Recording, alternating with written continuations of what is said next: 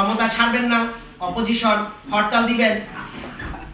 বাংলাদেশের সংঘাতময় পরিস্থিতিতে উদ্বিগ্ন প্রবাসীরা অবিলম্বে গ্রহণযোগ্য সংলাপের মধ্য দিয়ে চলমান রাজনৈতিক পরিস্থিতি নিয়ন্ত্রণে এনে সকল দলের অংশগ্রহণে 10ম জাতীয় সংসদ নির্বাচনের ব্যবস্থা করার আহ্বান জানিয়েছে।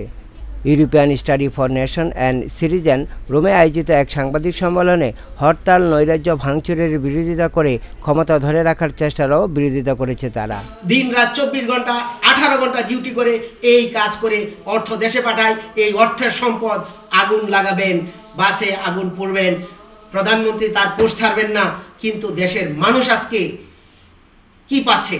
সাংবাদিক সম্মেলনে সংগঠনের সভাপতি মুজাম্মেল হক দীপু তার প্রতিষ্ঠানের বিভিন্ন গবেষণার দিকগুলো তুলে ধরেন। সাধারণ সম্পাদক আব্দুর রহমান তত্ত্বাবধায়ক সরকারের প্রয়োজনীয়তার কথা উল্লেখ করেন। এখন তত্ত্বাবধায়ক সরকারের ব্যবস্থা ছাড়া নির্বাচন কোনোদিনই গ্রহণযোগ্য হবে না এবং হইতে পারে না।